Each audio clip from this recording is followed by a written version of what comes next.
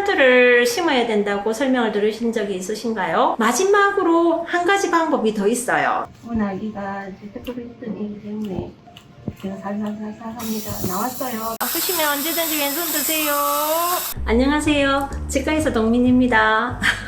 여러분 혹시 치과에 가서 치료를 하고 또 했는데도 도저히 살릴 수가 없을 때, 염증이 너무 많아서 빼야 된다고 생각할 때 임플란트를 심어야 된다고 설명을 들으신 적이 있으신가요? 사실 보통의 경우에는 그렇죠. 저도 그렇게 설명을 합니다. 그런데 마지막으로 한 가지 방법이 더 있어요. 이 방법은 대부분의 치과에서는 잘 하지 않는 방법이에요. 위험 부담도 있고 비용도 다 어려움 적용이 되거든요. 그 방법이 뭐냐 하면은 제식이라는 방법이에요. 제식이라는 방법은 이가 구강 안에 있을 때에 할 수 있는 치료를 다 했는데도 치료가 안 될 때에 이 이를 아주 부드럽게 빼내서 5분 안에 모든 치료를 다 해서 다시 제자리에 집어넣어주는 방법이에요. 최근에 제가 20대 환자분을 만나게 됐어요. 의자 움직입니다. 오늘 무슨 일을 하는지 아시죠? 10년 전에 이가 많이 상해가지고 신경치료를 하고 크라운을 하고 10년 동안 잘 썼다고 하더라고요. 그런데 뿌리 끝에 염증이 생긴 거예요. 그래서 타치과에서 다시 신경치료를 하는데 낫지를 않고 결국에는 이를 빼야 된다라는 진단을 받고 우리 치과에 오셨어요. 근데 물론 제가 다시 신경치료를 해봤죠. 그런데 결국에는 염증을 잡을 수가 없었어요. 아니나 다를까 제가 환자분한테 이는 빼셔야 됩니다. 그런데 환자분 오늘은 마지막으로 이를 살리기 위해서 제식이라는 걸 하기로 했잖아요. 그죠?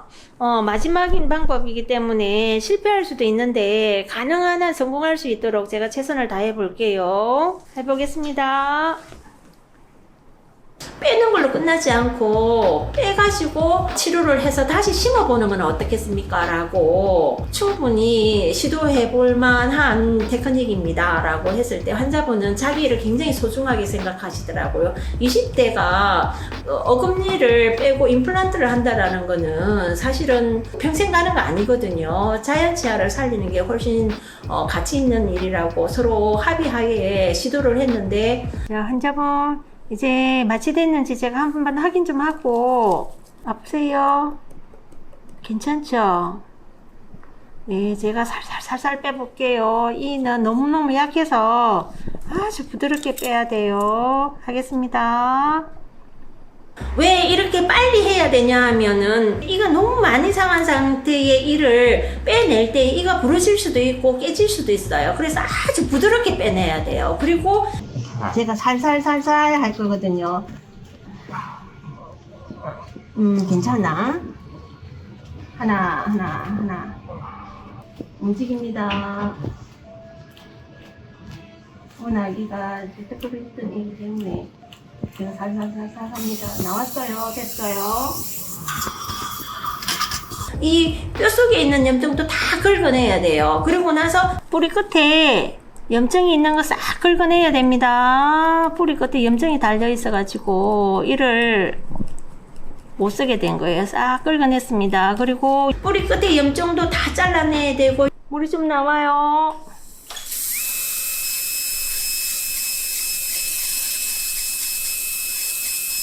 뿌리 끝에 한 3mm 정도 잘라내야 돼요.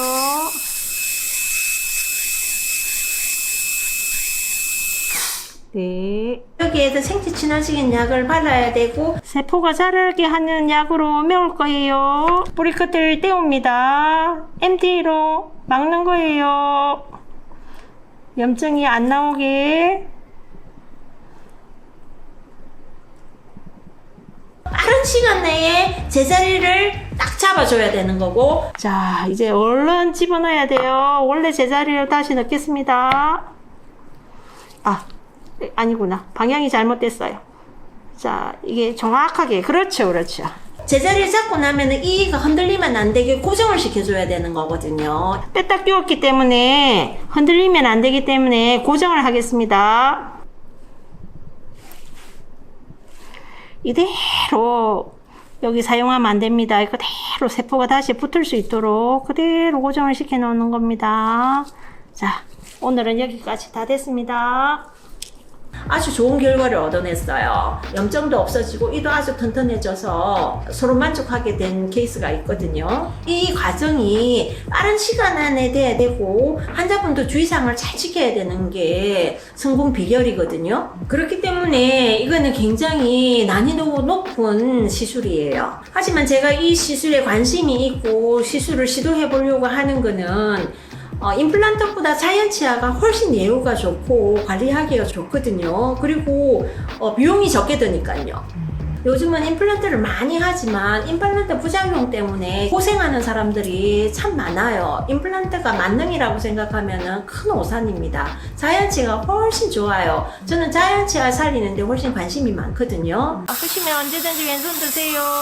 제가 관심 있어 하는 제식이라는 방법을 소개시켜 드렸는데요. 제가 이런 테크닉을 소개해 주는 거는 자기 치아가 상하고 못 쓰게 됐다고 해서 뼈 없애버리고 임플란트가 만능이라고 생각하는 잘못된 생각에 경종을 울리고 싶어서예요. 임플란트 부작용이 굉장히 많거든요. 자이언치아가 훨씬 좋아요.